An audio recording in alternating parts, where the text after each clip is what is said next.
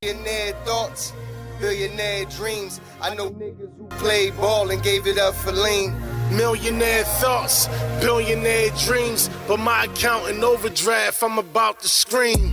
Rich man greed, A poor man prayers, every man bleeds. but look how God made us. Too many losses, it's only right that we win. Yeah, I made a promise I'm never gonna lose again. Under the Fair Use Act, these videos are for information and educational purposes, and I do not own the rights to any of these videos that are shown. All rights reserved to the original content creators. Yo, what's going on? It's your boy SL550, and this is the Never Gonna Lose Again podcast. Man, today we're gonna get into a few things with Candace Owens giving some updates on this whole Charlie Kirk situation. She's taking a more of a deep dive into the situation, going over videos that been circulating across X and other platforms, and you know, things ain't sitting right with a lot of people, and she gonna give some insight on that, and also people criticizing her, saying that she has is basically using this as an opportunity to I guess grow her YouTube channel, get views and clicks, and that, and she gonna speak on that also. I'm gonna just play a quick. I'm gonna start off playing this quick video of these guys. These guys, I believe, I'm not sure exactly. Oh, they're in Times Square. Okay, yeah, I figured. I was about to say that I think they're in New York because it looked like it. But these guys in New York City, you know, just I don't know, bro. People are, I guess, upset. You know, they criticizing Charlie Kirk and saying some wild shit in the streets about Charlie Kirk. We gonna go over that. Then, so we're gonna do that. We're gonna play that short. It's an 8-minute, but we're not gonna play the whole thing. We're just gonna play a little bit of it, just so you can see what they was talking about. But then we're gonna get into the Candace Owens thing, and then we're gonna end it with the conversation that Stephen, I believe they had it on Stephen A's podcast, the Straight Shooter podcast that he has now, talking more on politics, and but I got this from Officer Tatum's channel. He posted on his channel too. So they had a great conversation that I watched earlier. I watched the full thing, and it was just a good conversation. And I think this conversation is the type of conversations that need to be had. And it was a great conversation. It wasn't you know, Stephen A was asking questions. You know, he was obviously pushing back a little bit and stuff like that, but it was just a good conversation. So we're gonna go over that too. So let's get into it, man. Before we start, make sure you like, share, subscribe to the channel. Help your boy get monetized. I'm pushing to get monetized. So help me get monetized on YouTube by subscribing to your boy's channel. What the heck is going on with this?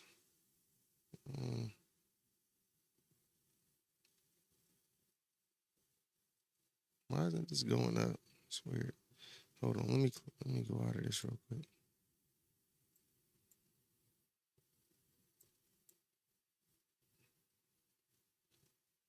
What the heck? Why is it glitching like that?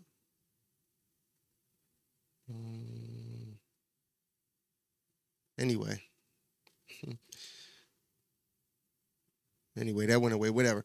So yeah, man. Make sure you subscribe to the channel, man. Hit that notification bell so you get notified every time your boy drop a dope video. So let's get into this. Why is this moving? What the heck? That literally just moved on its own. That was weird. Anyway, let's get into this. Let's play this video right here. See what these guys are Fuck Charlie Kirk! Fuck Charlie Kirk! Fuck Charlie Kirk! Fuck Charlie Kirk! Fuck Charlie Kirk! Fuck Charlie.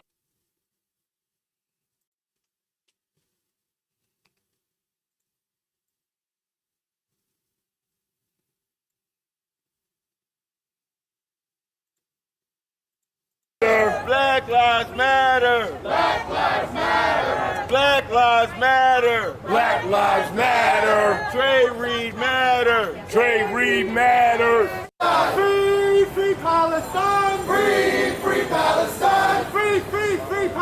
Palestine! Free, free, free Palestine! Fuck Charlie Kirk! Fuck Charlie Kirk! Fuck Charlie Kirk! Fuck Charlie Kirk! Fuck Charlie Kirk! Fuck Charlie Kirk! Fuck Charlie Kirk! Fuck Charlie Kirk! Fuck Charlie Kirk! Fuck Charlie Kirk! Fuck Charlie Kirk! Fuck Charlie Kirk! Fuck Charlie Kirk! Fuck Charlie Kirk! Fuck Charlie Kirk! Say his name. He was got to get something to eat. Say his name. Trey Reed. Say his name. Trey Reed. Say his name. Trey Reed. Justice for Trey Reed. Justice for Trey Reed. Justice for Trey Reed. Justice for Trey Reed. Jesus says from heaven, when you die, it's heaven or hell. Heaven or hell. White privilege, repent of your sin. White privilege,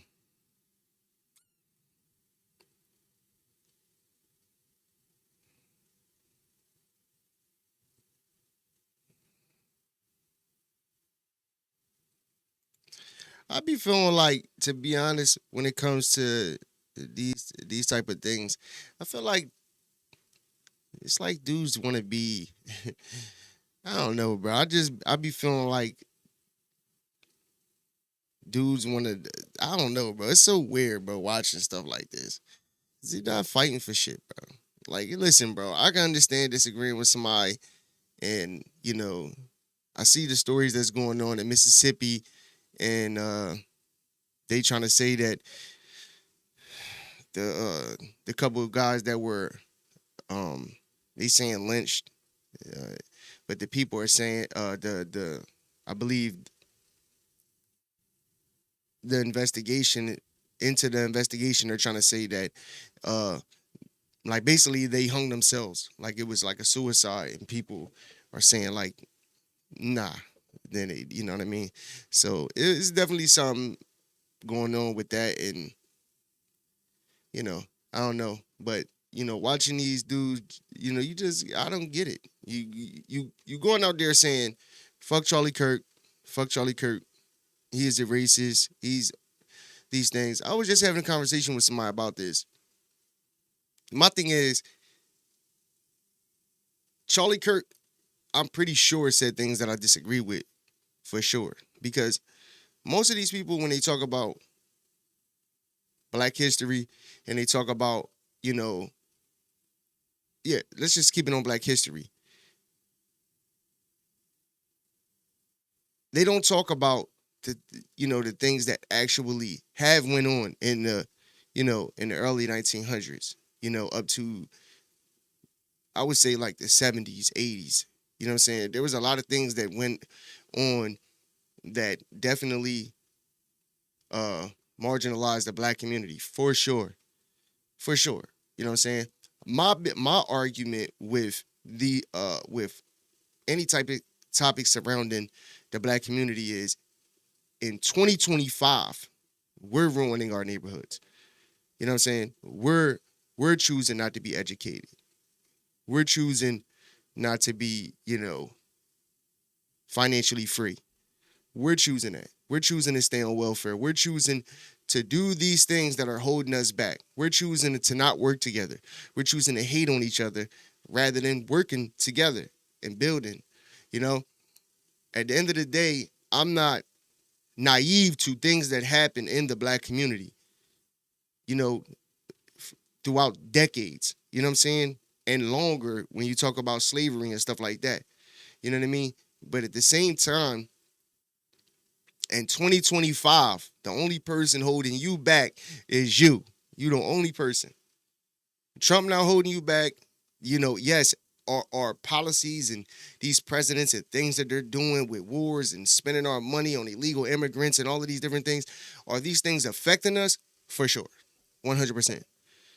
100%. That's why it's important for us to get into politics, in the sense of knowing who you're voting for. Ain't nobody saying that you gotta fucking, be a slave to politics. No, just know what's going on. Know the person that you're voting for. Stop voting on people just because they're Black or they look like you. Vote on people that are, competent, that you feel as though, listen, bro, we all have life experience. We know a bullshitter when we see one. We know a motherfucker that's just trying to, at this point, selling hope and all that shit. So you got to vote for the right people, or our community is going to stay the same. It just is what it is. And these people truly don't give a fuck, bro. They don't give a fuck. But basically, this was the gist of the whole video. This was just them in the streets, just saying a bunch of nothing, to be honest with you. Saying fuck Charlie Kirk. They was bringing up other guy, I guess the guys from Mississippi and all of that stuff. And listen, I'm not sitting here saying that people don't have the right to be frustrated about a lot of, shit that's going on in America, because they do. But at the same time, bro, that marching, yelling in the street shit, that shit ain't really doing anything. It's really not doing nothing, to be honest. It may be some content, might get some clicks and views, so you might in return make some money off it, but at the end of the day, it's not really doing any real good. I'm gonna just be honest, bro. What's gonna do good, bro, is educating our kids on money. You know what I'm saying? On credit, on financial freedom. Educating our kids on, electing, leaders who, because listen, bro, I said this yesterday. They've monopolized life. They charging us for everything. And this is the reason why I say I don't fuck with government, because of the things like taxes. There's nowhere on the books where it says that we have to pay taxes, but yet we're paying taxes. And they're literally not asking, they're taking it out of our checks and shit like that. So it's illegal, period. You know what I mean? But they have, listen, and that's why I said, bro, motherfuckers just slave to a party. They want us divided on everything. And this is why you have the right, the left, the center, the independent, the this, the that.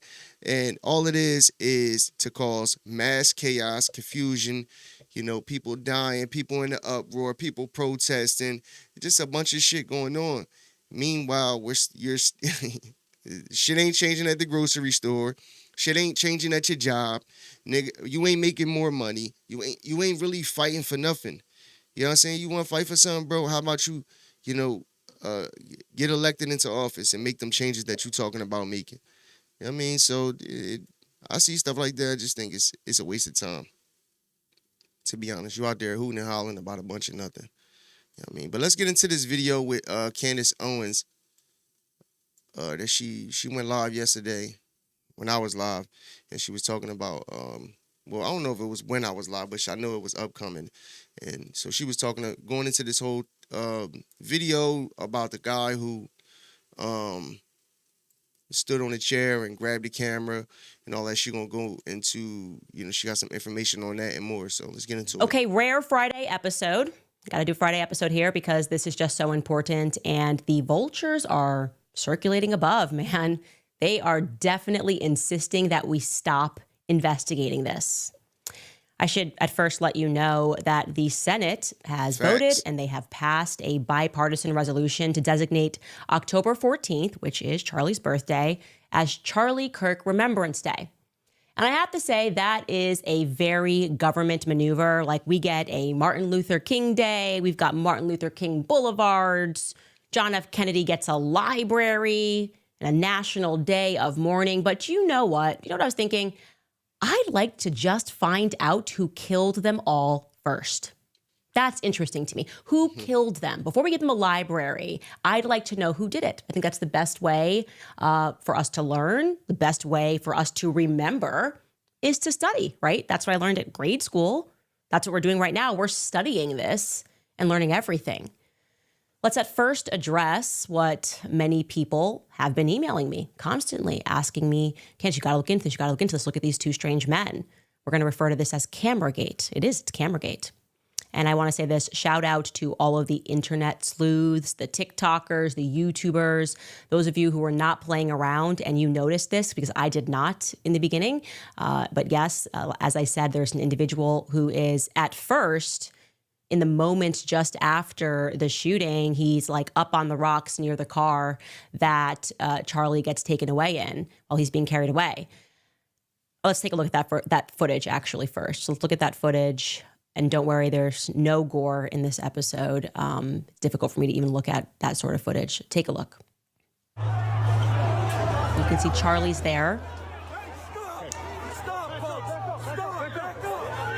And one of you guys caught this. You probably didn't even see it there. And we can get in a little closer. Do you guys have it slow it down, or do you guys just want to circle here? Okay. Right there. Right there. An individual standing there. Again, I am just amazed at internet sleuths, as I was like, wow, that is very strange. That person appears to be calmly talking into their phone. It's like a circus around them. What's he doing? Who's he speaking to? Then, just a couple of minutes afterward, that same individual appears alongside another individual, and he moves Charlie's chair. Like, that's a crime scene. That's not good. And he moves it because he wants to stand on it as he takes down the cameras, or the camera rather, that is just above Charlie's head. That's the camera that I'm talking about on the right-hand side. That's a camera that I'm referring to. And we are going to now take a look at him. And he is also the individual, as many of you pointed out, that was near Charlie or just before the assassination.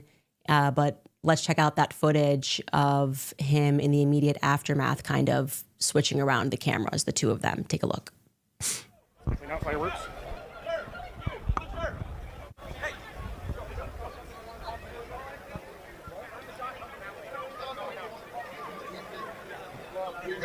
This area.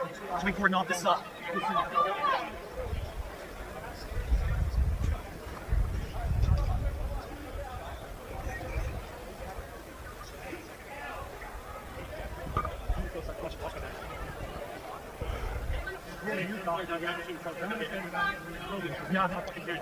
Safety team's here. Blue on. I just heard them saying active shooter Charlie Kirk has been shot. Charlie Kirk got hit. Is what You see the dude in the blue, he got the strap out and all that, the security. The thing is, why y'all wasn't on high alert? Why wasn't y'all on high alert when this guy was on the roof, man? Like, what's up with these roofs, man? These roof shots and these guys not seeing these dudes on the roof. Like, this is what these guys are trained to do, bro. This is what they do. They are trained to see things that the average person doesn't see. Like, these situations like this, man, is wicked, bro. And she was right about this whole, like, when she mentioned the MLK thing, and how about we know about that, before making, because that is true, because that's what they definitely do that, bro. To this day, nobody really knows the truth on these issues, and this is more than likely going to be another one. But maybe not, because you have people like Candace Owens and many others, though, because I've ran into some channels where I'm like, oh, shit. And people, listen, bro, people with technology now, bro, like, people are looking at everything. And I've been through, like one day, bro, I literally for like a whole 30 minutes was just looking at conspiracy videos on, just specifically this Charlie Kirk thing. And I'm like people aren't playing, but they go straight into it. That's why she mentioned the whole TikTokers and all of that. Like, this shit is crazy, bro. I'm going to tell you this, bro. I 100% believe, all right, so two things. I believe that it could have been this Tyler Robertson guy, right?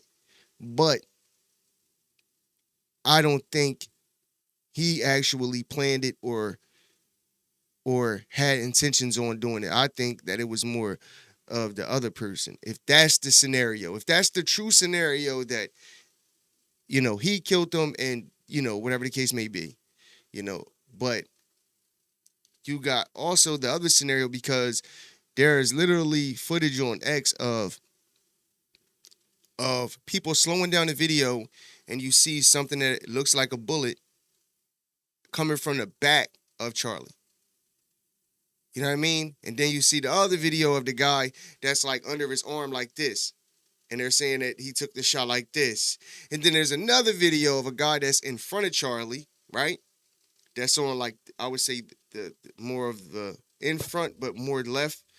And he does something on his shoulder or something, and they try to say he had like one of them old-fashioned type of little secret guns that you could just hold in your palm, and you know what I mean? Because of that angle. And then you had another one where they said you see a flash where when they were showing the bullet slowly, you seen the flash on the right side of Charlie up like in like a balcony area or something like that, or on the top another level where it was a flash scene, but you can't it's really grainy. It's a really grainy video, but you see a flash go off, and then, you know, that's when the shot was taken.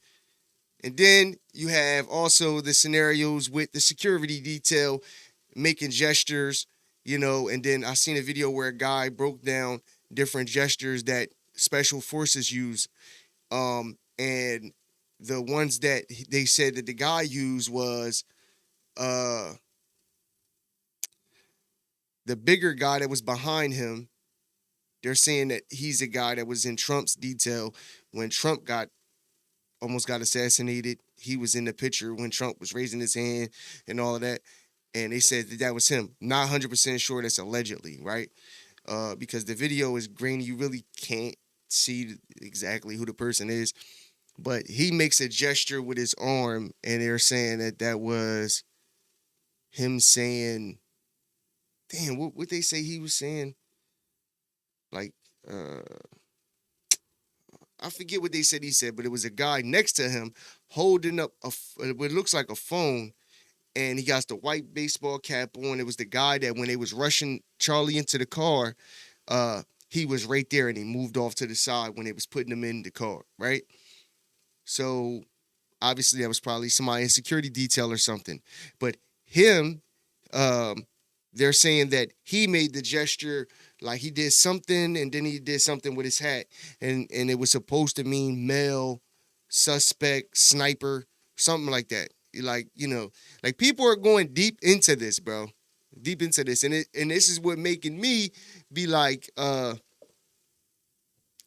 said, I was looking back at the pictures of the shooter walking up the stairs, and he looks so much different, right? That too. The picture that they're showing, there's been pictures that were more clear that it's not really looking like this guy. You know what I'm saying? And then the whole, when Candace brought up the point of him switching the outfits, him going by and having on a maroon shirt and I think some shorts, and then the next time he had on like all black or something like that. It just, and then her pulling up an image of him at Dairy Queen with the maroon shirt on and like a different pair of pants or something. This whole situation is weird. It's very weird. And then comments that, like I said, bro, it's this one guy. I don't even remember his channel name, but he does these little like short. He does shorts, and he basically just shows you, you know, these small details that the average person isn't going to look into. That, you know, just basically make like conspiracy videos. And this is where I went down a rabbit hole with this extra shit that's going on with Charlie Kirk's death, and you know, obviously you had other people too. Because I seen another one where a guy, I believe he was special forces, and he was saying that the thing that, because when you see that Charlie get shot in slow motion, you see something in his shirt go up. You know what I mean? Like something that was in his shirt. And the guy said that it was like a plate. And he said, excuse me, he said that when the bullet hit the plate, because he's saying that it was a metal plate. This allegedly, I'm not sure if this is actually true, but when you see it does look that way. And this guy probably does security details and with high profile people, and they do wear these type of things. So he said when the bullet hit the plate, it basically ricocheted and went up. You know what I mean? And that's when we see, Charlie get hit in the neck and, obviously bullets go fast or whatever. So, but bro, point being is that it's a lot of clues, a lot of things that are just weird. And, it's definitely a situation where it's like, it's just crazy, man. And then you just got the component of all of this where, the debate and they're going back and forth and then people celebrating and people getting fired. Now they saying it's cancel culture. And like I said, bro, people got to get out of being slaves to this whole party shit. And more importantly, understanding that the bigger picture isn't,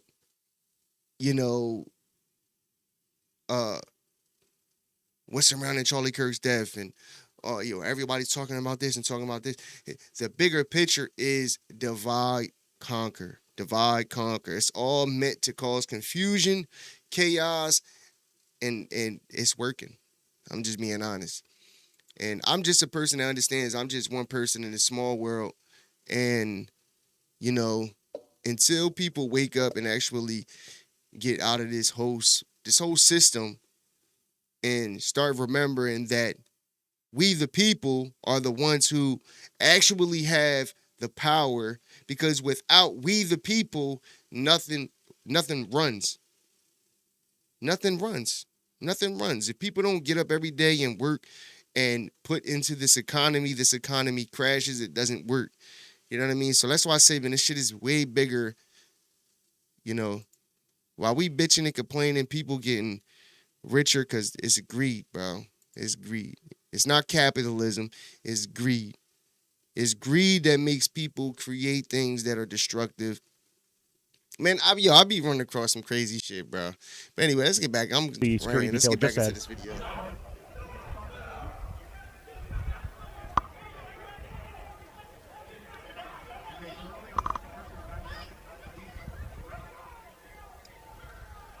Don't worry, guys. We're going to get closer. But this is just a wide shot. Wise old lady. Right. That's a fact, man. That is something everything. Why can't we? Because they don't want us to. They don't want us to all get along. They don't want us all to just, go back to a barter system where we, we barter and, I got this, you got this. I need this, you need this. Let's trade off. And, they don't want that. They want it to be a class. It's about classism now. It's about who got the most shit. But the fact of the matter is you can't take none of that shit with you. Is it cool to build wealth for your family? Of course. But I feel the same way, man. You can see what's going on here, and then we'll get a bit closer. I know you guys have pulled apart this footage a million ways, and thank you for that. And here's the closer version of that. You can see, slowed down here, he pulls out the chair, he stands on it, and yes, that would be a big no-no for a crime scene. You don't move anything. He takes down the camera that is directly above where Charlie was sitting and would be able to don't make it no better. He looks like one of them guys. And then he looks like one of them guys in like one of the mafia movies. You know what I'm saying? Just waiting on the guy to get in the car so he could roll up on the side of him, shoot him in the head, and walk off. He look with the glasses on and shit. See, he kind of sits the camera onto the desk, and it looks like he removes the SIM card from it, or the SD card, if you will, which we're watching right here.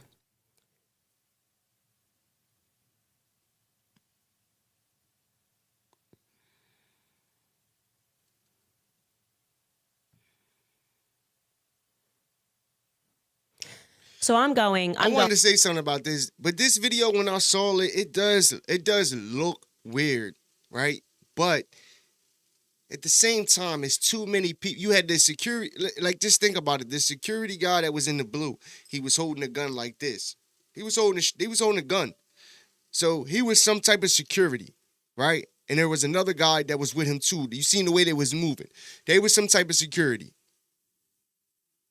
If this guy was either he was with them and they're all just making sure, you know, he can get this this SD card or whatever, or it's just somebody that's part of, you know, the team or whatever.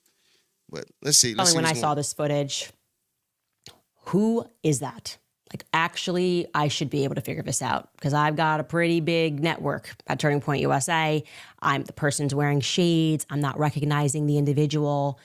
And I reach out to somebody on the inside and I'm just like, who's this person? And they tell me the person's name. And I go, oh, wait a second. And I look again. I'm like, I know this person because it's been a few years, but I know this person. This person's been around Turning Point for quite some time, for years. Like I said, back when I was working at Turning Point, early days. See? Look. So I'm like, I'm just going to reach out. Obviously, I know this individual. I'm going to reach out and I'm going to say, hey, what's up with this? Where is this footage? Why did you do this? What were you doing up there on the rocks?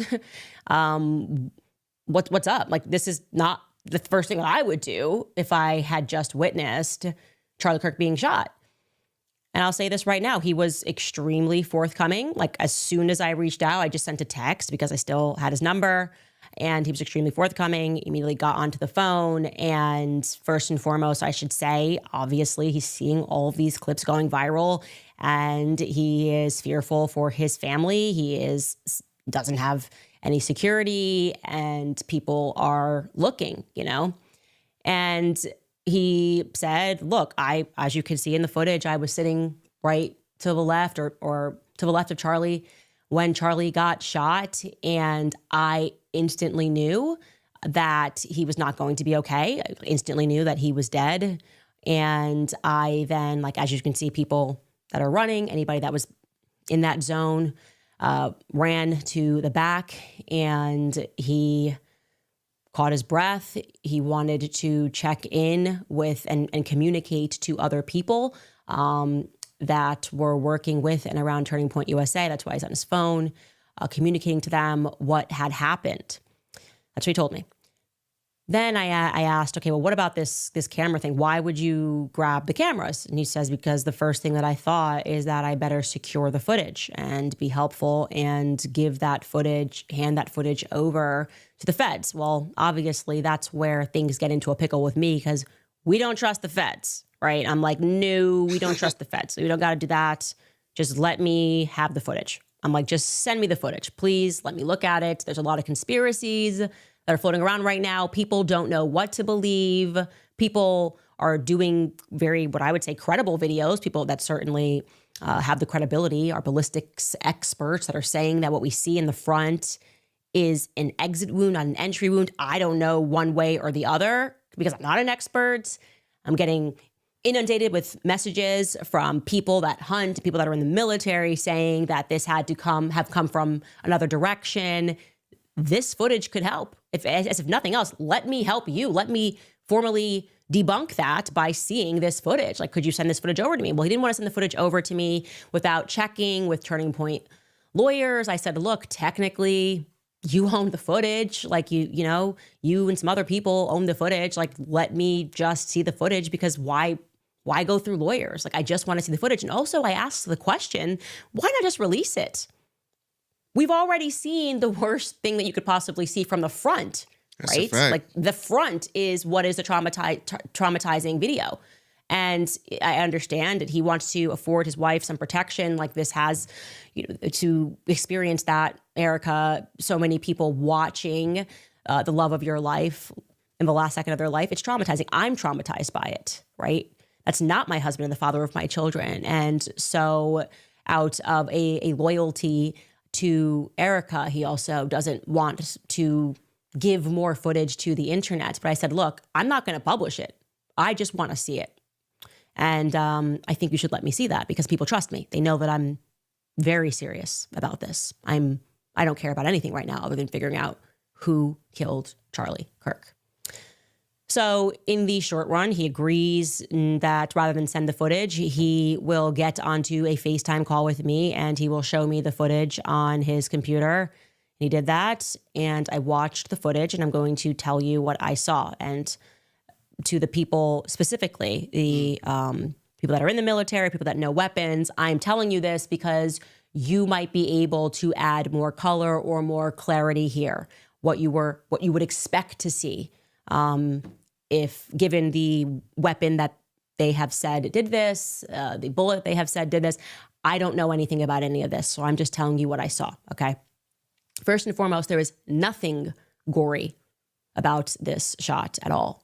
And so again, I am still going to work with him to get me the footage so that I think it should be shared. There's nothing gory about this footage from the back.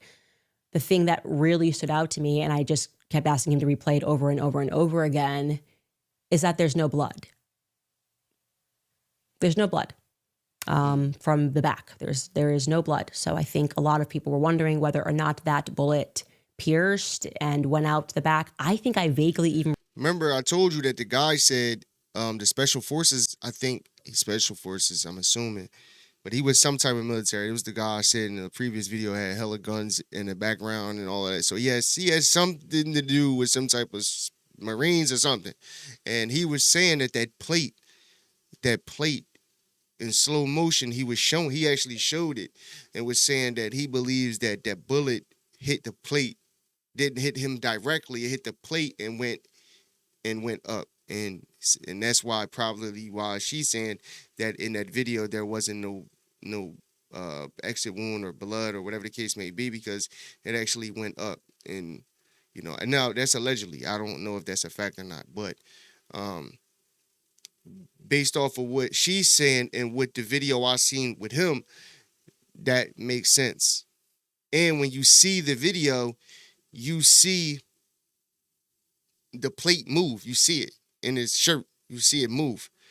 And it also kind of makes sense in the sense of if this guy took this shot, it really, I don't know what's a good shot. But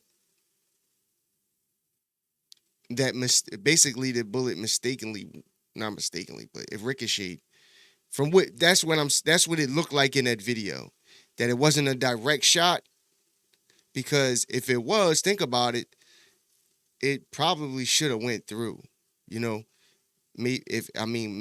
depending, I guess, I don't know, depending on how it happens, but they showed the actual bullet hole, and that John does it lines up with what the special forces guy was saying, and now listening to her is kind of lining up. So let's see what else she got. Remember, and Skylar, you can maybe live look this up, but I thought the feds were saying they were looking for a bullet at some point, which is now very alarming to me. I don't understand that. How could they have been looking for a bullet? Because if I'm not seeing, and there isn't, I'm telling you, what happens in the front is not what happens in the back at all. If I'm not seeing any blood, what are we to take from that? The only thing that could make sense, if what they're saying is true and that person took the shot from the place that they are saying that individual took the shot from, it would suggest that it was inside of Charlie, right? And they would know that. The feds would have known that. So they would have communicated that they were never looking for a bullet. Because remember, one shot. So I'm very confused. Not by what I saw, but what I didn't see. Okay? That's pretty much all I can tell you right now. And I am going to try to get all of the footage. And I understand that right now he is very fearful. But I am going to continue to try to privately push him to just release it. I believe that transparency is the only way. I'm much more, I think all of us would agree, I have much more trust in the people than I do in the feds. The feds are lying about everything, so they should not be the only people that have access to this. And I understand not wanting to have that relived from another angle, but given the fact that there is no gore and there is no blood from this angle, I don't see why not. And so that's what I wanted to share with you guys. I know some of you guys were insinuating, I got a lot of emails that it could have been a flechette. I had to look that up. I don't even know what that is. I was like, guys, I don't know anything. Flechette shells, that something could have been a lot closer that hit him and that everything else could have been a distraction. All I can tell you is that there's no blood. Definitely with some distractions going on for sure. There is no blood in that video. So give me your thoughts on that. Now I want to get to another tip that I received that is pretty interesting because, look, as you guys know, when I began investigating this assassination, at no point did I ever speculate that any other country was involved. I never speculated that Israelis were involved. So it was surprising, to say the least, that they're simply pretending that I did, pretending that I blamed Israel, pretending that I said Bibi Netanyahu killed Charlie Kirk. It is now, like I said yesterday, it feels like they are trying to get ahead of something, like they know more than we know. I don't know why you would say something or accuse somebody of saying something that they didn't. I do believe that there is very clearly, we all believe, there's very clearly a government level conspiracy that is involved. Okay, there's no other way to assess those disastrous text messages. Absolute disaster of a Fed operation with those messages. Yesterday, I pretty casually mentioned to you guys something, that the doorbell cam footage, which TMZ happened upon somehow, was from a street upon which a ton of employees that work for Caldera Engineering live. We showed you, I think, one or two of those employees, the husband and wife I had mentioned, worked for Caldera Engineering, and it is a country that purports to manufacture valves. And I said this, I said, I know nothing about the valve industry. All I know is that every time I start investigating a government conspiracy or looking into people that are really shady, like Harley Pasternak, thus far 3 people who I've investigated who oddly, either them or their families had backgrounds working in this very niche valve and piping industry, like manufacturers of valves and pipes. I'm like, is everybody doing that? This is very strange. Well, many of you emailed me something that was quite surprising. Maybe I'm just ignorant, but they let me know that this is a very niche industry. And by niche, I mean that you asserted that it implies major government contracts, likely the CIA. Those of you who have worked at those industries telling me that there are even certain valves that are exclusively manufactured in Israel, and that they tend to be involved in this. The government and the military tend to be involved in this. And that even, by the way, on Caldera's website, they noted that they have worked in Israel. They have a map that they note every country that they have done engineering projects in, and one of them or 2 dots are in Israel. And somebody explained why the government gets involved when it comes to valves and piping. And I'm just going to read you this email because maybe there are people at home who are just as ignorant as I am about government level engineering, okay? This person wrote, "Hi, Candace. I wanted to share some detailed information regarding valves, piping, and their relevance to critical infrastructure and intelligence communities. Valves as critical infrastructure assets. Modern industrial valves are used in pipelines, water treatment plants, power plants, and chemical facilities, are often automated and networked, forming part of operational technology and SCADA systems. This allows remote monitoring and control of the flow of gas, oil, water, and chemicals. Cybersecurity implications. These valves are part of systems that could be targeted for cyber attacks. Compromised valves can cause pipeline ruptures, water contamination, or industrial accidents.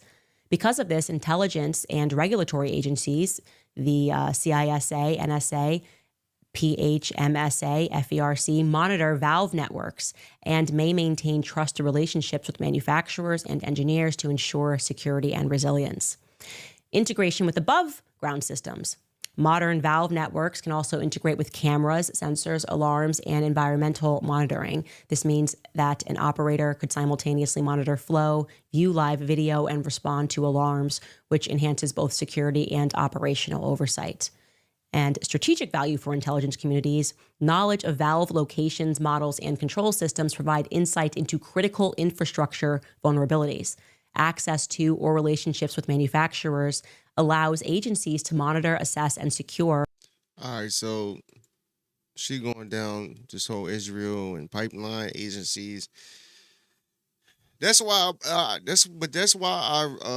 I respect Candace Owens though. And the one thing about especially a few of these black conservative podcasters, YouTubers, like Candace Owens, Officer Tatum, for instance. They were just like me. They were people who voted for Obama and considered Democrats, and just kind of got out of that lifestyle and, woke up or whatever, however you put it, So, as much as people might say that Candace Owens is using this for some type of clicks and views and whatever the case may be, you still got to respect the fact that at least she's going the extra mile to try to, hold people accountable. And it's dangerous. Just think about it. What she's doing is dangerous, bro. She knows it. She knows it. She knows that she knows that there's a heavy price to pay to play that game, to call people that are in these political arenas out, these elites. And so she definitely is floating with some crazy shit for real. And not just here. You've seen the whole thing that she did on Brigitte Macron. And and you seen what they did to that doctor who came out and said something about, mysteriously started floating in there. But anyway, let's get on to this. Let's get into this interesting conversation, good conversation, with Stephen A. Smith and Officer Tatum. We're going to react to it. Let's get it. Hold up. My bad. Month of service with promo code Tatum. Listen, when for the bare bones of it all, when we think about crime, when we think about some of the things that plague our nation, both domestically and globally, clearly you look at some of the things that you're doing, and you're saying, hey, okay, he's doing it expeditiously. He's handling it with the quickness. We don't need to wait around and have things lagging for years and years. The reason why I'm kind of surprised at any conservative, including yourself, who speaks on things in such unapologetic support of his maneuvering is we usually hear conservatives bringing up the Constitution, how things are supposed to be done, how we have a judicial branch, an executive branch, et cetera, et cetera. And when you're bypassing those things, and by the way, in fairness to him, it ain't just him. Democrats have done that too. Biden did it. Obama did it, and I'll get into that in a little while. But the fact that he's acting in the way that he's acting, doing things from a unilateral perspective, that doesn't concern you, considering the nation that we live in and how there's supposed to be lines of checks and balances, and he seems to be bypassing things from time to time? That doesn't concern you? No, it does to a certain degree, right? If there's things that are clearly within his authority, and this is what checks and balances is all about. It's not just checks and balances, meaning that there's a clear precedent that has been set for certain things. Let me just give you an example of what I'm trying to say. So you have, congressional authority for certain things. Well, there's blurred lines here and there when it comes to Donald Trump acting in the best interest of America if we're under attack, or if we're at war, or things that he determined to be necessary. And so there is an ongoing argument about whether or not that's constitutionally protected, whether or not he has to essentially go through Congress to get these things done. And that constitutional argument is going to happen from the Supreme Court. And then there's going to be decisions that are made. And if Donald Trump is not acting according to the Constitution of the United States of America, I think there should be recourse and consequences for that. The things that he's doing right now, I don't think is a constitutional issue, and it hadn't been deemed a constitutional issue by the Supreme Court. But if it does, meaning that him going unilaterally making the decision to strike, the Venezuelan gang members for bringing drugs into America, obviously, we know he's constitutionally allowed to activate the National Guard in D.C. That's not even up for question. But some of these other unilateral things that we've seen Donald Trump do, if it's deemed by the Supreme Court to be unconstitutional, then we should hold Donald Trump accountable to it. The problem is that there's an argument, and this is how constitutional law comes into play, or this is how precedent comes into play, and this is how what they would call a standing for court proceedings. I'm trying to think of the word, but it's escaping me right now. Okay. Where you have legislation, or not legislation, but you have rulings from the Supreme Court that creates a precedent. Just like with the First Amendment, just like with discrimination. You have things that happen, you have a conversation that's had, then you have a ruling from the Supreme Court that dictate how we should operate. Okay. And I think that what Trump is doing right now is in the blurred lines. It seems like there's some people that think it's a constitutional crisis and some people that think that it isn't, but the Supreme Court should make the ultimate ruling, and then that's what we should abide by, right or wrong for Donald Trump. If they say that it's unconstitutional, I don't support him doing it. But until then, I support him taking action that's benefiting America. I can respect that. Officer Tatum right here was. And for the most part, most Supreme Court rulings Trump is abided by. So when people say that he's trying to be a dictator and he, isn't going by the Constitution, from what I've seen, rule like when they had the whole immigration thing, and they had it wasn't the Supreme Court, but it was I think it was just a regular. Was it Supreme? I can't remember off the top, but I remember they had basically an injunction, and he basically, they stopped and waited till the ruling came down from the Supreme Court for him to proceed with the immigration situation. We're getting the illegals out. Stephen A, straight shooter with Stephen A. Here's the deal.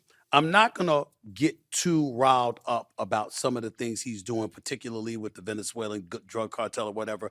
I'm just looking back in history, foreign policy without Congress's approval. Obama in 2011 involving Libya conducted airstrikes and regime change operations in Libya without congressional authorization. Many said that violated the War Powers Act. Obama's drone. Hold on, I want to say something real quick, because Stephen A is funny, bro. I give it to him, though. The one thing I gotta respect about Stephen A. Smith is that he knows how to be right there in the middle.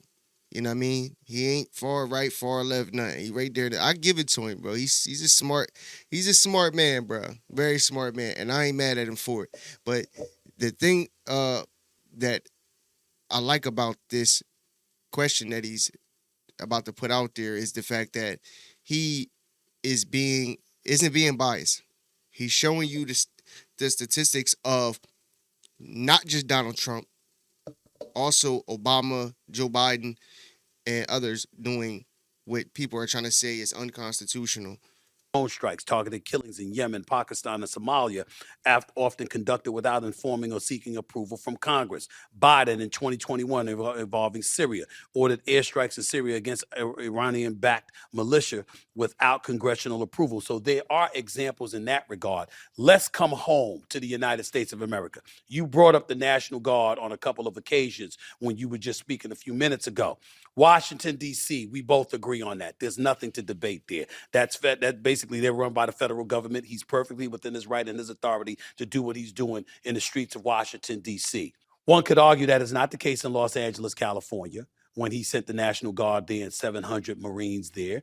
One could argue it's not the case in Baltimore, which he's threatened to send the National Guard there. You can certainly argue that's not the case in Chicago, where, obviously these are cities, big time cities. And we know there's a lot of problems. Both you and I both know there's a whole bunch of boatload of problems in Chicago. Ain't no argument there.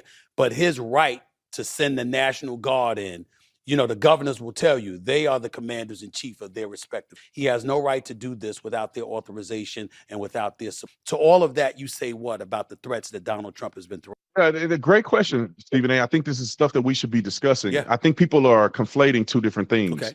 The activation of the National Guard in L.A. wasn't an activation of the National Guard against the citizens. They weren't doing any law enforcement action. What they were doing was they were being activated to protect the federal assets, meaning that they were there to protect ICE. They were there to protect the facilities that are run by the federal government. So the activation had nothing to do with any police action or anything against the citizens. It was literally the protection of federal assets.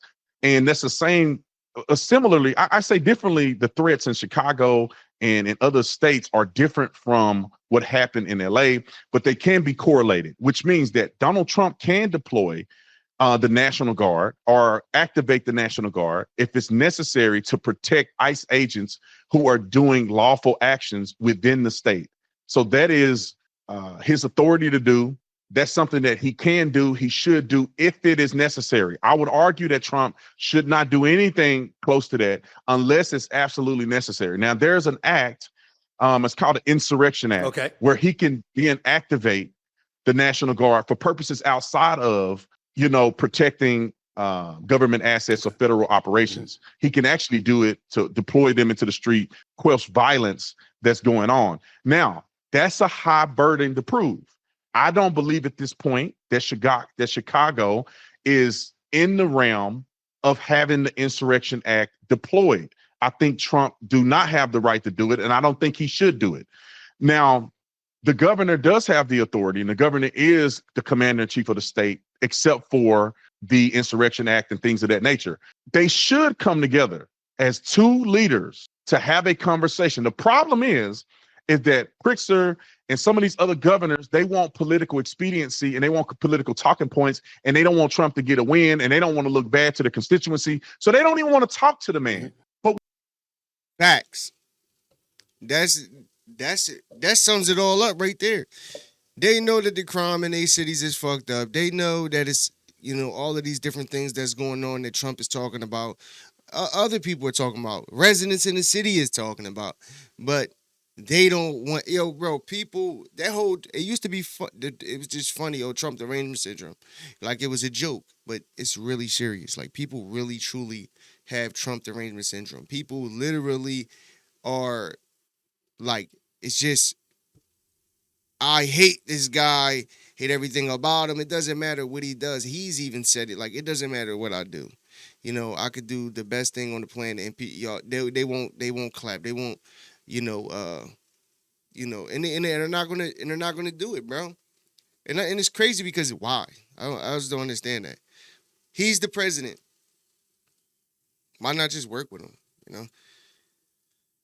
Think about, and this is why I said that it's obvious that they want to cause chaos, confusion, division, and all of these type of things in America, because it's simply all of this could be fixed. I'm not saying totally, but to a high degree, if Democrats and Republicans actually work together and put out a good message, actually said, listen, we're going to clean up the streets, make, tougher laws, whatever it is that they can do and be bipartisan about it, it can happen, but they won't do it because it's all about, we hate Trump and we don't want to make Trump look good. And it's dumb because really it's hurting them. It's to the point now where having this Trump derangement syndrome is hurting the Democratic Party because you never, like I said it before, it's no solutions. They have none. They say all of these things about what Trump is doing and what he shouldn't be doing, and he's ripping down the democracy, and he's cutting up the Constitution and all of these things. But at the end of the day, at least he sees crime in D.C. He says, yo, we need to fix this. What we going to do? All right, we're going to put the National Guard in there. Now he's like, okay, this worked. So, okay, let's go to Chicago. Let's go to L.A. Let's go to New York. Like, I want to clean up the crime. And people could say, is he racist? He only targeting. No, he's targeting. It just so happens that black neighborhoods are where all of the crime is at. Unfortunately, that's just unfortunate. But I don't think it's a racist thing. I just think it's a problem that needs to be fixed. And if we can't fix it ourselves by just acting, normal and just being, stop making everything that's negative normal, then what they going to do? And then your governor, your mayor, they're not doing nothing about it because they love what you're doing. They love that you're killing each other. They love that shit. They love it because they, some way, shape, or form, they're getting some type of money off of all of the pain in the black inner cities, bro. With these prisons, these private prisons, and all of this, it's a lot, bro. It's a lot, bro. It's crazy. What should happen in a reasonable society is that people in Chicago, the governor, the mayors, the governor of Chicago and the governor of Illinois and the mayor of Chicago should be able to sit down at the table with Donald Trump and say, we do have issues of violence. How do we work together? It's not Trump just deploying the National Guard, thwarting the authority or thwarting the will of the governor and the mayor. I don't think it should go that way. I think they should have a conversation that could be had. No one in America, unless they're completely ignorant, would argue that Chicago isn't a problem. And Chicago's it's not a all big ass Chicago. problem. Chicago's a big damn It's problem. the Ain't no inner question about cities it. where our people live Mhm. that we see 70 shootings over the week. Like, that's too much, man. And Stephen A, it's not even just that. It's not just the shootings, bro. It's the school system. Mhm. It's the young brothers without fathers, young brothers incarcerated that get out and recidivate. It's young brothers that don't have no hope in Chicago in many cases. This is why we see the violence. There was a young man that came out and said Donald Trump shouldn't deploy the National Guard. And he wasn't making a threat. He was just saying that the YNs, they call them, in Chicago and some of these other areas are violent. They will fight back. There will be a lot of death that happen as a result of this deployment. And so what I would say to that, Stephen A, to try to shorten it up a little bit, I know I'm long-winded sometimes, but I think that they should come together. I don't want to see Donald Trump unilaterally make the decision to deploy the National Guard. I like that he threatened it. I like that he's calling out these mayors and governors so the people can start paying attention to what's really going on. And the people can see that your governor really don't have a vested interest in helping you. Mhm. Because why all of a sudden are they saying, no, we have crime under control. Oh, we have deployed this measure. Oh, we are doing this. Where have y'all been for the last 30 years? We're 40 or 50 years. Where have y'all been? Well, It they would takes say Donald Trump to threaten the National Guard to get people to, at least the politicians, Right. to try to do something in Chicago. But Governor Westmore in Maryland would say things have gotten better and the numbers prove it. Mayor Johnson in Chicago and Governor Pritzker would say the numbers have gotten better. Certainly, it's still a problem, but we are showing that we're addressing it because the numbers have dissipated. And I guess what I would ask, and this is why, because I respect you so much and I wanted you on the show, as black men, when we know it's a problem in Chicago. We know it's a problem in DC. We ain't blind. There ain't no question about it. We got that part. The flip side to it is that even though it might be a leftist, propaganda machine that's talking about authoritarianism when they mention Donald Trump, even though that might be some of their agendas, sometimes it doesn't seem false because of how he comes at it. And the one question I'm asking myself is, A, does he really warrant our trust? We don't see anybody that looks like us as a member of his cabinet. I don't see anybody like that. We see unemployment, even though it's not awful. The bottom line is it's worse for black folks than it is for anybody else. I don't see him helping that. So I'm asking myself these questions about Donald Trump only from the standpoint that if we sit back and we allow this to happen, Officer Tatum, then what's going to stop the precedent from being reset? Because if he's doing it now and he's getting away with it, what about his successor, whoever that may be? It could be a J.D. Vance, could be a Marco Rubio, assuming the Democrats don't get their act together and they're going to lose another election, not just the midterm, but the presidency in 2028. If we let him continue to get away with this kind of verbiage and these kind of actions that appears to lean towards authoritarianism, where does that leave us? To that you ask, and I'm talking about us as black people. You answer that in what way, sir? Yeah, great question. I think that, what we have to evaluate is, the numbers that they present. They're not, ask people who live in Chicago.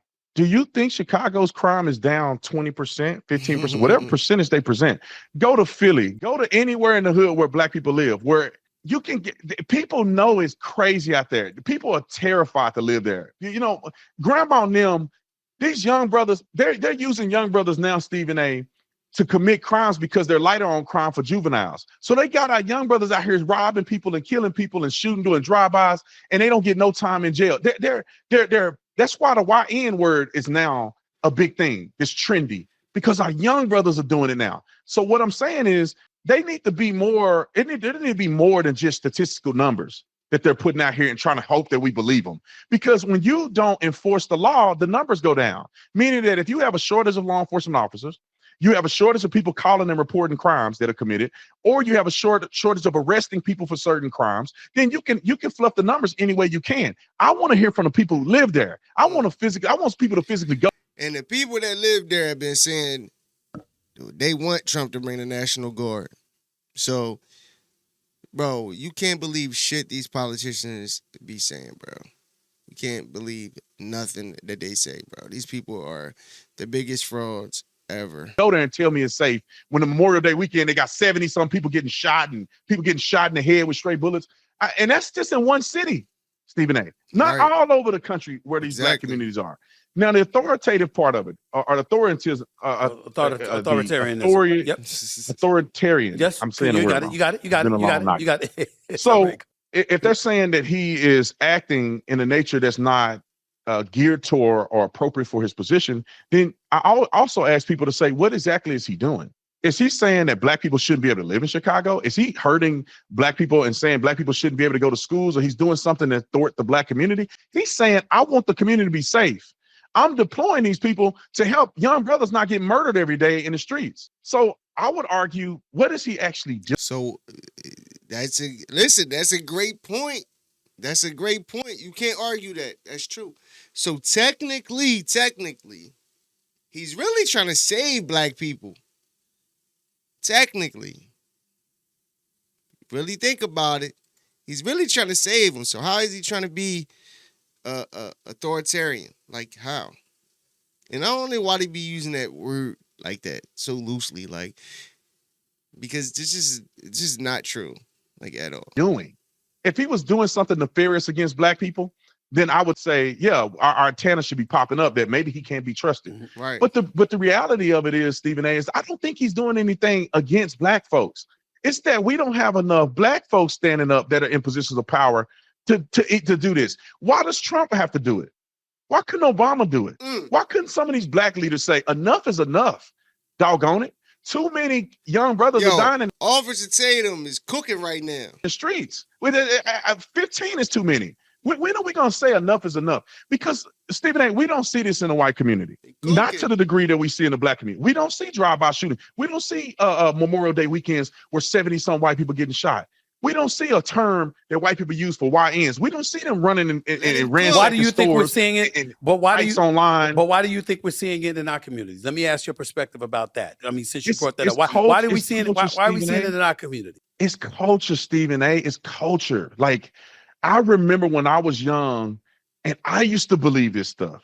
I hated white people because they were the enemy. The white folks don't like you. I hated white people. So I grew up, and if the environment is anything like when I grew up, this is why it's like this. Young brothers I just go to school with, the kids that went to school, they played sports, they did well, they had a daddy at home. The dudes that didn't do well didn't have anybody at home, and they didn't have no structure.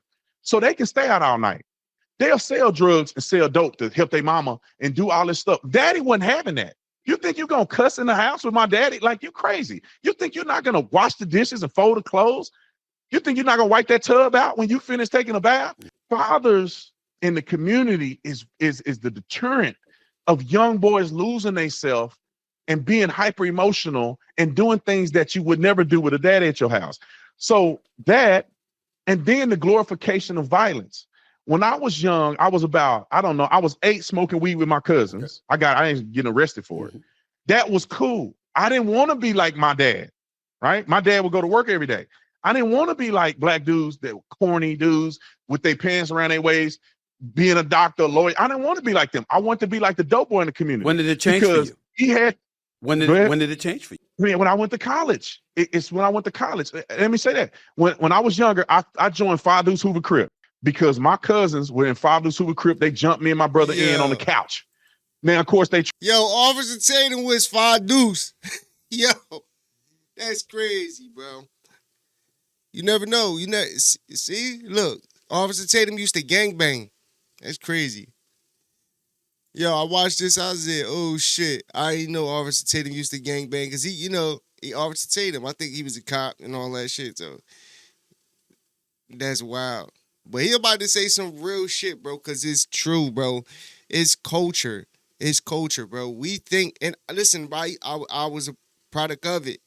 We think, in order to relate to people that have the melanin in our skin, we have to, do what we see what the rappers is doing and everybody, what the street dudes is doing, the dope boy is doing. And we emulate that. Where we from, bro, niggas don't even think about getting a job. They don't even think about it. The first thing they think about is selling drugs.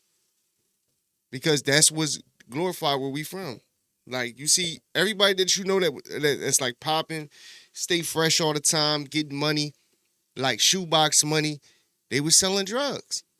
So that's what we know in our communities, unfortunately. But he right, it's culture, bro. You know, we got a great culture, but at the same time, we also have a destructive culture. You know, like, you know, even look at the way, you know, even like now, like, you know, calling a female a bitch is like regular now. Like, she even cool with it. You know what I mean?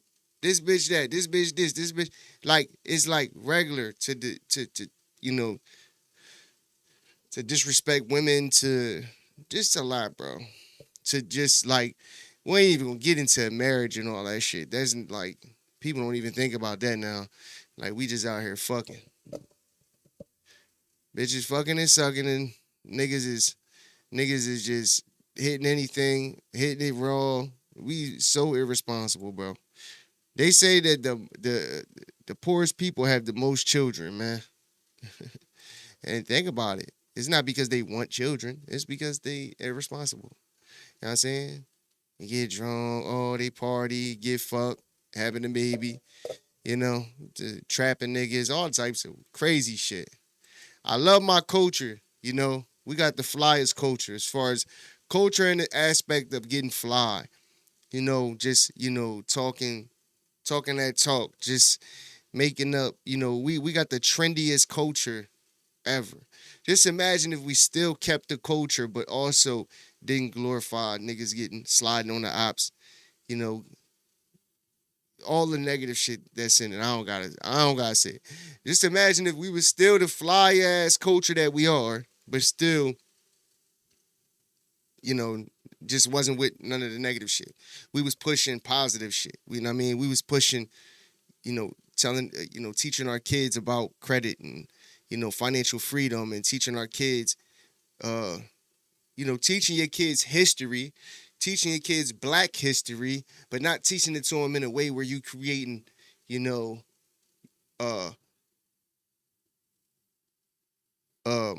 you know, a racist kid, you know, because racism is taught, you know. So if you teach your kids, you know, to hate black people, which you've seen clips. I showed a clip the other day, and just hate, period, in general, towards a party, a specific group of people, all types of, like, it's taught, you know what I mean? So we teach history, but teach it in a way where it's just to understand how we got here. You know what I mean? The struggles of where we was at and where we are now, you know, that type of thing, and not, you know, use it as a tool to fucking start a revolution like some people try to do.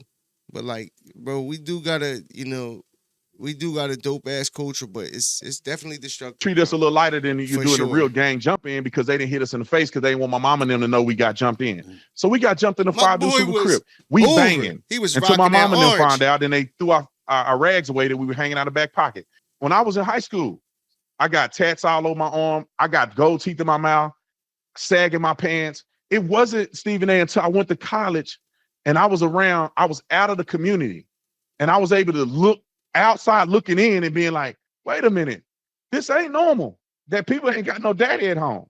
This ain't normal that people are fire dudes super crip gang banging. We saying the N-word every day. I got gold teeth on me. I got Young Savage tattooed on my stomach. This ain't normal. And it's not even healthy. And so when I enjoy being safe and not having to worry about wearing the wrong colors, going down the street, and you got the wrong colors in your shoelaces when you got your brand new J's. Somebody may charge you up over it. Somebody may shoot you. Somebody may rob you. They may think you banging. You may get caught up at the convenience store because some dudes got beef and get shot. When I moved out of that environment, I realized, Stephen A, like, that's not normal, bro. The domestic violence. Me and my cousin them used to fight all the time. You say something wrong, we throwing hands. That's not normal. And it took me to kind of get out of that environment to realize, man, I don't think I want to live like this. And there's stuff that I see white people doing that if we only had the mindset and we did that, we would flourish way more than we do. One is working together. Right.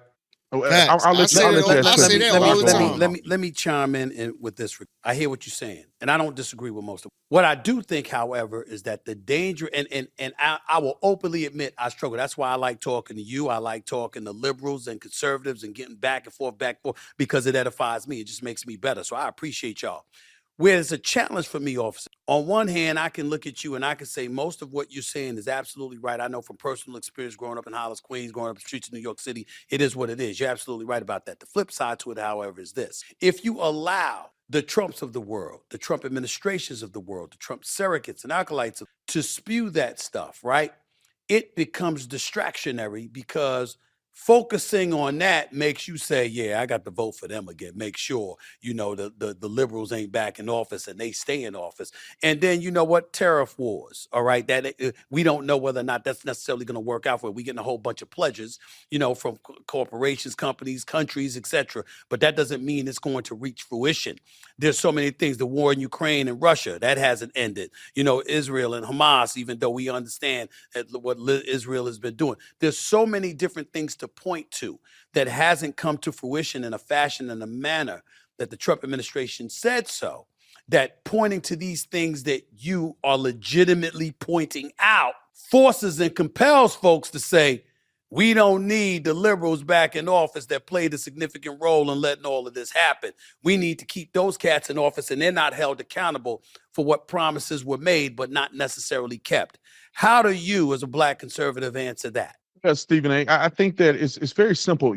I know that Trump is not perfect, and I know that he's acting in good faith, and that's all I expect from any president, because we don't live in a dictatorship, and he can't do everything he say he want to do it every time, because there's layers to it. He's getting sued in courts all over the country because he wants to deport certain people, so he can't get his agenda done. When he wanted to build a wall last time, he couldn't get the funding because Congress wouldn't pass a budget for the funding. And so I understand that every president is not going to do everything, but the way I evaluate it, Stephen A., is in good faith.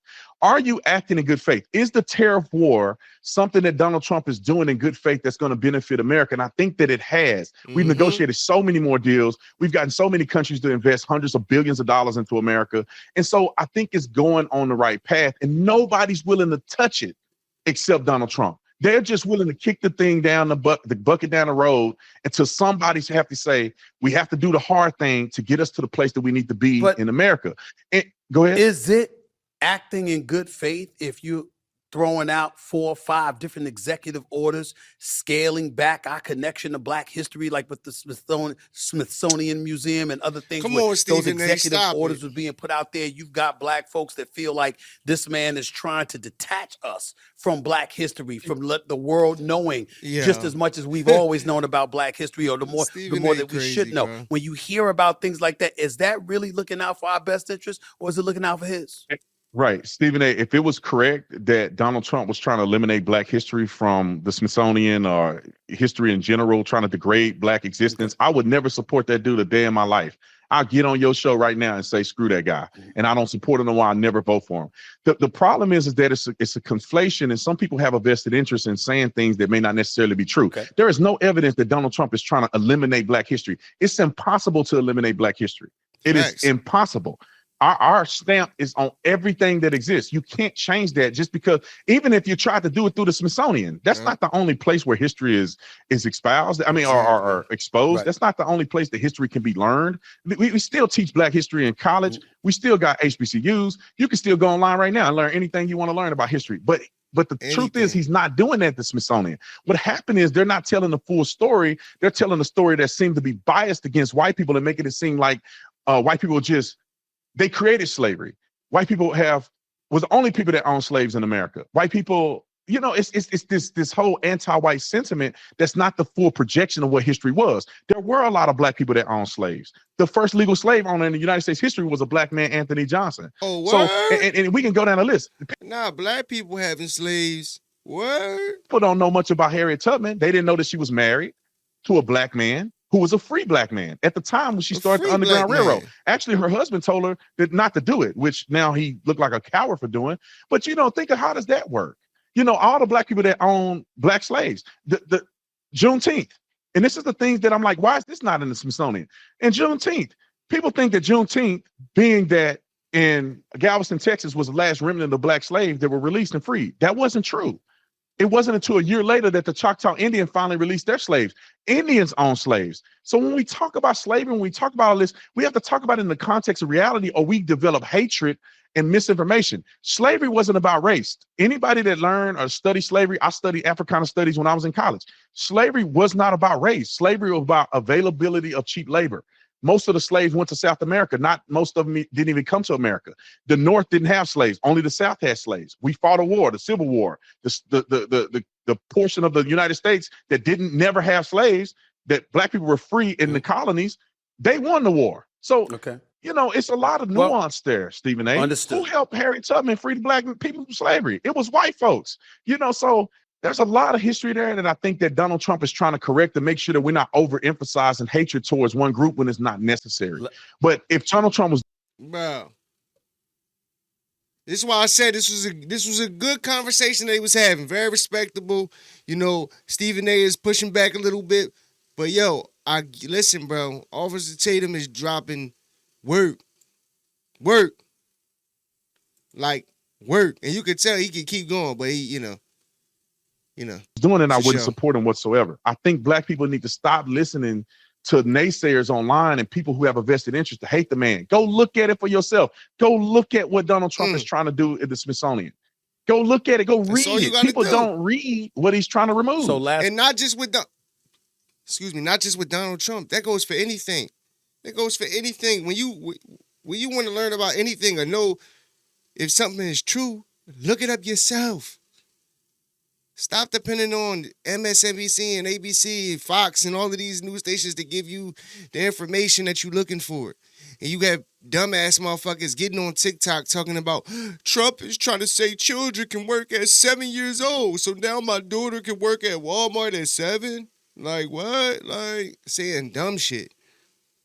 Because they didn't actually, they listened to some retards on the news say a bunch of dumb shit. And then they went on Facebook, TikTok, and said some more dumb shit.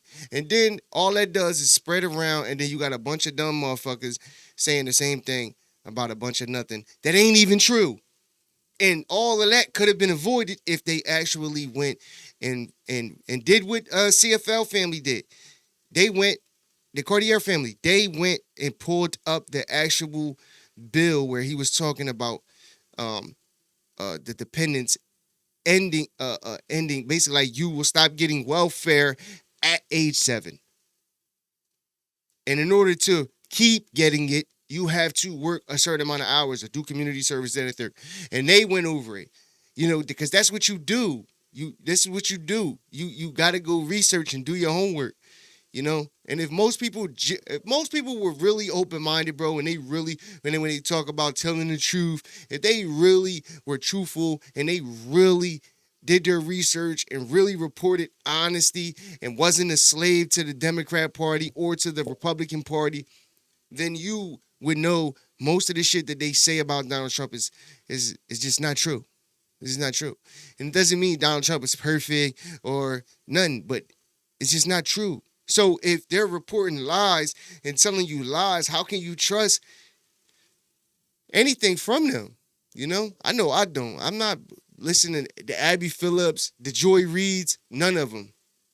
None of them. And like he made a good point about, Donald Trump doesn't have any, black people, a lot of black people.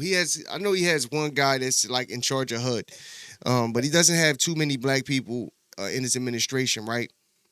But Officer Tatum made a good point that most people that's black align themselves with the Democratic Party because they don't want to get scrutinized for, fucking with Donald Trump or Republicans or whatever. So they align themselves with the Democratic Party in that regard. Question to you. With that being said, How are you feeling? Do you think we're in a better place now or worse than when he took office, considering the direction the country is going in, and especially since you got cats like Steve Bannon, along with others, talking about him circumventing the 22nd Amendment of the Constitution and getting a third term, in office? I mean, your thoughts about that? I'll give you the last word on it. Yeah, if Donald Trump tried to seek a third term in office, I will come on your show and I will tell the world that I'll never support that and I'll never vote for him for a third term. That's not the way our government has worked. That's not the way it should work. You get 2 terms, you out. Unfortunately, he missed the middle term. He got 2 terms, not consecutively. He's out. Now it's time to get another person when Donald Trump is no longer there, and everybody got to compete. You compete for our vote and we'll get to vote. I don't care who it is. I don't care if it's Republican or Democrat. It just is no Democrat that's saying anything that make any sense about anything in America today, in my personal opinion. So I don't foresee them ever getting my vote, but I will never accept that. The America should never accept that. And if Donald Trump ever attempt to do it, I'm going to call him out for it. It's not right. Do I think that America is better now than it was under Joe Biden? 1,000%. And I think we're headed in the right direction. Just the securing of the United States border, huge.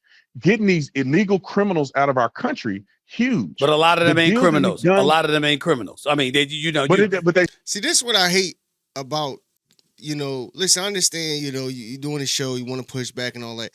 But at the end of the day, he's talking about illegal immigrants that just shouldn't be here. Whether they're first of all, technically they are criminal. They broke the law when they crossed the border. So technically they're a criminal. Now, to the degree of what crimes certain ones are committing, yeah, cool. But they're not supposed to be here. Instead of just being a focus on that, focus on getting illegal immigrants out of here and making a pathway for citizenship for, people to come to the country. You know what I'm saying? But it's a process. And the Democrats, they want everybody to skip the process. The same thing with the college I was talking about yesterday, with the what's it called? The college forgiveness or whatever. You know what I'm saying? But basically, trying to give free school, free this, free that, free. Everything with them, they just want to give everybody everything. But that does nothing in return but hurts us. But they do it because they just want to tax us more. They just want to fuck us more. People think that shit is free. Ain't nothing free about it. Taxpayers pay for food stamps and public housing and all the people that are on HUD and all that. Taxpayers pay for that. Taxpayers pay for that. Taxes that come in off all of the products and stores and all of that. Part of that goes to social programs. So it's not free. It's not free. So just imagine we lived in a world where everybody, worked and took care of their family and the dad was in the house. And it's like, the world would be just fucking booming. It would just boom. But unfortunately, we live in America and in a time where, they're just pushing a bunch of this dumb shit and got people out here, got just, other countries just laughing at America, bro. The shit that's going on, bro, other countries, they got to be laughing at us, bro. They got to be like, bro, what the fuck are they talking about over there? Like, stupid. Because we stand, like, you got these Democrats standing on dumb shit. And they don't have no solutions. That's the biggest thing for me. When I looked at Kamala Harris, her whole campaign, everybody out there, she get the celebrities and all of that to try to come out. No solutions to nothing. Everything was how to tax us and more. And tax unrealized capital gains. Just a bunch of taxing and just ruin. She was just going to ruin the country even more, bro. And it was already in a bad place, bro. And I'm happy everybody woke up to that, bro. They still here illegally, and they shouldn't even been here. And the reason that it makes me upset, because I know a lot of people who came here illegally. How in the world do the people pay all that money to come here illegally and wait 15 years and 10 years and 5 years, and somebody just sneak in the country? The people that did it right way, they want to be a part of the American dream too. They needed a job too. So why is it fair that they get to come here illegally? I say this all the time. When I went to the university at the University of Arizona, of course I was on scholarship, but I earned my way to that university. Right. Many people had to pay thousands of dollars a semester just to go to the university, plus housing and all this stuff. Just imagine somebody walk in the university and take a seat and they get to stay there just because they just walked in the room in the lecture hall and then they get to participate in class and they get all this stuff funded. That's crazy. You don't get to come to America and take resources from people who paid to be here, people who did it the legal way, the American citizens. We could be helping homeless. Instead, we're giving hundreds of billions of dollars to illegal aliens that shouldn't even be here. So the majority of them are criminals doing heinous crimes, murder, rape, you name it. Then other people get caught up in that. But at the end of the day, if you don't want to go and get deported, you should come here in the right way. One of the girls that was a friend of mine in Arizona, she owned a sushi place. I didn't know she was illegal. They deported her. She had a deportation order for 20 years. Hey, I love the sushi joint. She was a great person. I would fight for her to have a right to be here in America because she's the type of person that we need in America who's paying taxes, creating jobs, staying out of the criminal justice system. But at the end of the day, you had 20 years to do this and you didn't do it. I know people that did it. So it's not fair to them. Donald Trump with the securing of the border, illegal aliens, getting investments of billions of dollars back to the United States of America, peace deals that he signed and chartered with so many different countries that have been, they actually want him to be nominated for a Nobel Peace Prize. Hopefully we come to a conclusion in Israel. Hopefully we come to a conclusion in Ukraine. He's just one person. He can't do it all, but all of the things that he has been doing has been tremendously effective. And I love the fact that he's correcting the script and not letting us go down this woke path of advocating based on somebody's race and not the content of their character. DEI was wrong. I got you. And we don't need to do that. There's qualified Black people that can be pilots. There's qualified brothers and sisters that are smart and I'm with that have Ivy League degrees and can do all of this stuff. We don't need y'all to be trying to play white guilt and put us in the places that some of us aren't qualified for. We don't disagree with that in terms of theory and in your premise. What I would say, however, is that you can't turn around. I'm not talking about you. I'm talking about him. You can't turn around and you eradicate these programs, and then when you hire people, quote unquote, the right way, everybody is somebody that look like him, that shares his same pigmentation and hue and what have you. Because don't tell me ain't a whole bunch of qualified Black folks. You and I both know. You understand? And then when folks are getting furloughed, they're getting laid off, they're losing their jobs or whatever, the implication is that they only got a job because of DEI or something along those lines, as opposed to actually being qualified. We can't let them get away with trying to disseminate that kind of message. Go ahead, real quick though. Go ahead. I think we agree on this to a large degree, because I do believe that there should be more representation of Black people in the Trump administration. I do. And beyond. The only unfortunate part is that there's not a lot of Black people that are conservatives, or at least to say they're conservatives. And there's a lot of Black people that don't want to be associated with Trump because they're gonna get killed by their own people if they somehow associated with him. I mean, look at what happened to I forget his name now. It just escaped me. One of the greatest men to ever live, to ever do brain surgery. Yeah, you told Ben Carson. Ben Carson. Look what happened to Ben Carson. His legacy is tarnished because he somehow was associated with Trump. So I think there's a lot of Black people that are afraid. But I do agree with you. I see the same thing you see, Stephen A. The world can't make it up. I think there's a lot more qualified Black people that should be in the Trump administration. Whether you have them in the press corps, whether you have them as your right-hand man, your chief of staff. I mean, I think there's more qualified Black people. But we can't complain when we too afraid to stand up and be conservative. We can't complain when we don't even want nothing to do with Trump because we're afraid of our image. So in part, I think that's why we see it. But then also, I think that the DEI thing is just like Stephen A. When Joe Biden said, I'm going to pick a Black woman for Supreme Court justice. Couldn't do that. It was the wrong thing for him to say. Set us back. Just like DEI set us back. What you say? He should have never said that. He should have never said that. He should have hired the best qualified person, and they just so happen to be Black, as opposed to him saying that in advance, because it opened the floodgates for the conservatives to turn around and do the same. Right. But to think about it, Stephen A., now people question if that woman qualified or not, because he go, I'm going to pick a Black woman. Yeah. All he had to do, even if he was going to pick a Black woman, just do it. That's why these people don't really care about us. They just talking. He could have said, I'm going to pick the most he could have built it up. I'm going to pick the most qualified person that's ever been picked in the history of the Supreme Court justice. And just pick a Black woman. There you go. DEI. DEI, Stephen A. DEI. Why do we need a program to say we need to hire more black people? Just hire more black people. Exactly. Quit saying that we needed some number of representation. Because listen, It's I gotta trying to go. get black I people. gotta go, but I'm gonna end it by saying this because systemically it's proven that unless it's enforced, it won't happen because folks will always find. That's a lie. That's a lie. And listen, bro, I'm gonna just be honest, bro.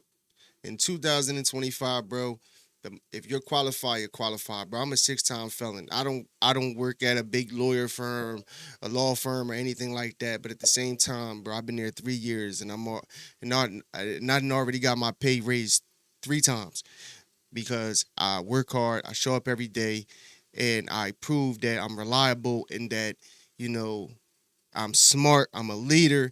All of the qualifications that got me to where I'm at right now, making the money I make at my job. And I'm a felon. So at the end of the day, that's a lie. It's not a lie in the sense of what it was. We talking about right now. You're not going to sit here and tell me that if a motherfucker is a let's take a Ben Carson type, for instance, young guy, but steady hands. This is what he does. Smart, genius, under that knife, neurosurgeon, vicious with it. You're not going to sit here and tell me he's not going to be qualified in any hospital or however it goes when it, how they work. I'm not sure how they move if they work in specific hospitals. He's going to be qualified to work anywhere in any institution, and he's going to get there. Anybody is going to want to hire him because of the performance. Same thing with the NFL, the NBA, all of that. You know what I'm saying? And this is and we're dominating in them fields, but we need to start dominating more in these other fields too. And we can, but we got to prioritize that. If we're prioritizing being a dope boy, selling drugs, sliding on the ops, going to jail, making jail look like it's cool, like it's the shit. You know what I'm saying? Motherfuckers bragging like it's lit to go to jail, then, we can't change the narrative. In order to change the narrative, it starts with yourself first. You got to change yourself first and then put shit out there. I'm not rich. I'm far from it. So, but I'm on the pathway to, have financial freedom. And the financial freedom for me is being able to work doing what I want to do, and I'm making enough money to provide for my family. So that's what I'm chasing. Whether I hit the $1 million mark or the $1 billion mark or anything like that, is that a ceiling that I chase? Of course, but that's not like, the money isn't everything for me. You know what I'm saying? But one thing for sure, to for certain on this podcast, bro, I want to put out like the message of, because I'm a guy that's a felon. I've been to jail. I'm a guy that been homeless. I used to pop perks, got caught up in that whole Lil Wayne era, 08, 09, and a lot of my friends, I lost a few to that. A lot of them, we all was going in and out of jail, prison, all of that stuff. So my life experience is something that a lot of people are going through, like, especially in our communities. You know what I'm saying? And even it don't have to be the exact same thing. You didn't have to be homeless, or you ain't have to be the guy that was doing drugs. Could have just been a nigga that sold drugs.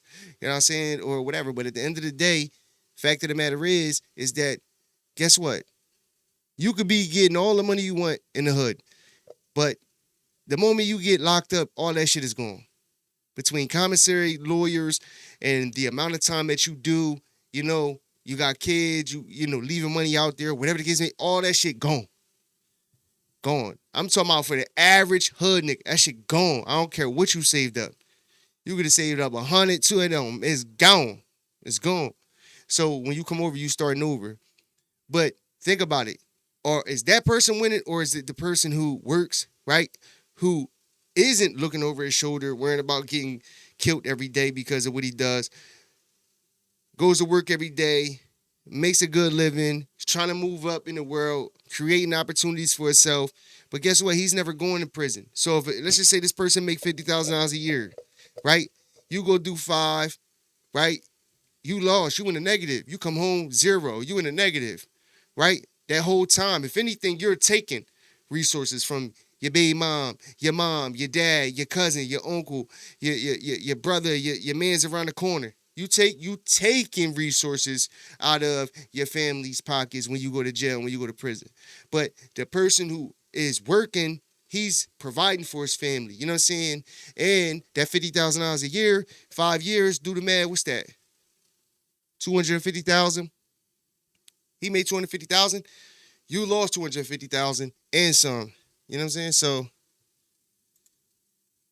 hey, man, that's how I started. I just started looking at it like, bro, you got to be making astronomical money in the streets for me to be like, I understand why you do it. I'm just talking about at this point in my life, you got to be making astronomical money, like crazy money, for me to be like, shh, I feel you, my boy. I ain't mad at you, you know?